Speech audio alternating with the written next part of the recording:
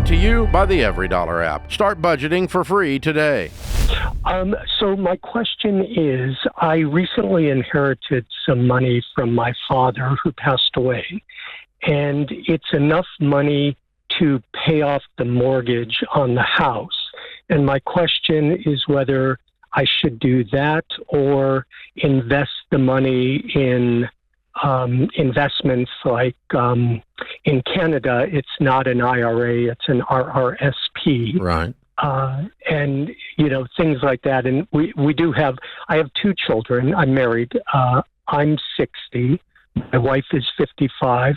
We have 11-year-old twins. And so we do have a college account for them. We have an investment fund for them as well. But so there's only enough money to either pay off the mortgage or not. The wrinkle in the question is, to be blunt, my wife is a compulsive shopper. So we've been married 16 years, and we've gone to counseling on this issue a number of times. And, she promises to change and to stop, and it doesn't change. My wife's parents are not wealthy, but they were, comfortably middle class. They were very wise with their money. So when we got married, they actually bought the house as a gift for us that we live in. It's in my wife's name alone. I didn't realize how much credit card debt she had racked up, and it was in the hundreds of thousands. So we ended up having to get a mortgage on the house to pay off the credit card debt. And that mortgage is in both of our names. We're paying right now, it's a adjustable rate mortgage. We're at 8.34%. The bank is saying that they're going to raise the rate soon.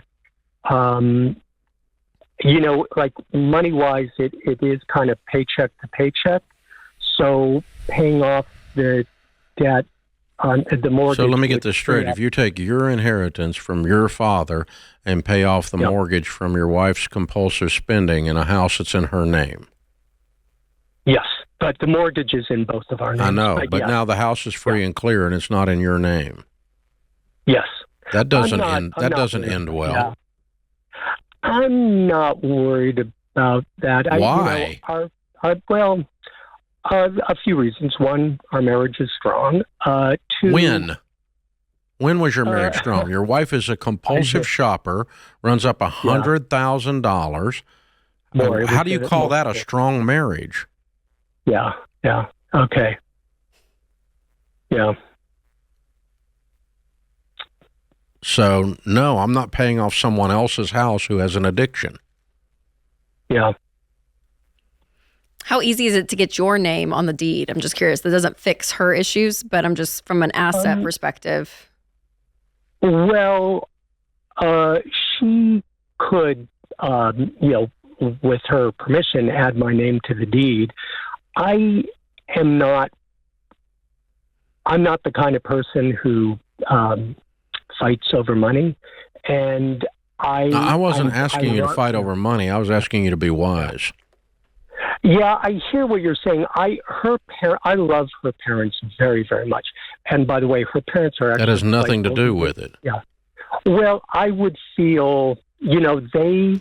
Peter, you guys are married. You guys are married, okay? So if you're going to share in assets and share paying off her debt, you have just of a right to have your name on the assets of your marriage. You're not being greedy in that sense. It's not an unloving act towards her. No. By the way, we're paying off her debt. Wasn't your debt. She ran it up. Yeah. Okay. I mean, her argument would be that it was for necessities for the house. The thing is, she overbuys. So, like children's clothing, our kids had $100,000. Yeah, dozens and dozens of shirts and pants and,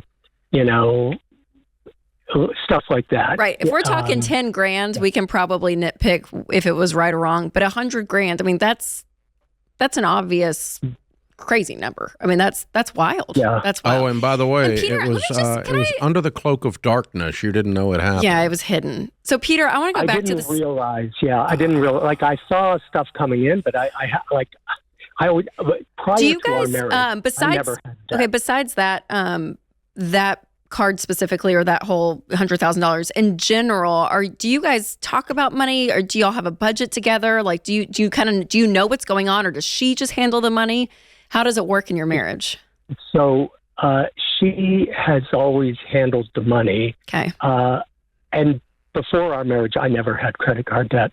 You know, like once in my life when I was very young in my 20s. Sure. I paid it off. Do you have access, Peter, to your accounts? Like, do you check in on the accounts and kind of have a pulse of what's going on at all? You know, I do. I'm going to, now that our kids are when the kids were young, like we were barely getting any sleep, and, with both of us working full time, we were exhausted. But now that the kids are more self-sufficient, yep, I feel like I have the time now that I can the bandwidth.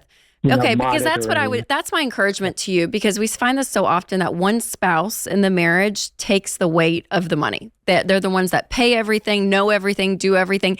And to a degree, that spouse has so much pressure and responsibility, and it's very isolating. And that's been your wife. Now, I'm not justifying at all her stuff of $100,000 of going into credit card debt and you not knowing all of it, but also you didn't know because you don't know what's going on. So, Peter, you're no help. You need to step up in this and sit down and be a team together. And you're a very kind person. But when you said, I'm not the kind of person that fights with money, these are the fights you need to have, because your marriage needs a level of unity and a level of agreement that is so deep, that you guys are on such a level of vulnerability and honesty that it may come up. There may be some fights, and that's okay. Conflict is okay. And this is an area of your marriage you need to be fighting about, Peter, and not being irrational and angry and hurtful. But man, you need to step into this. Yes, Peter, you really, I mean, she may feel very alone in it, and she acts out, for whatever reason in this way. But I'm just saying, you need to step in. And I would say that to any caller when it comes to marriage. You guys need to be more of a team. And that's going to be that's the exact reason you want to push into this, because it's going to create a better marriage. It really will. It's going to not be fun at first, because you guys are going to be maybe, back and forth with stuff. But that's what creates a level of intimacy, because you're doing it together. So enablers, people who psychologists or therapists label as an enabler, as I've worked with them over the years, they're the nicest, sweetest people. They don't want to cause a ripple. They don't want conflict. They want everybody to be happy. And the irony is that it's the most hurtful thing that you can do, to not cause the conflict, because the conflict is where healing comes from. And again, not a raging, angry conflict, but a conflict based on strength and wisdom.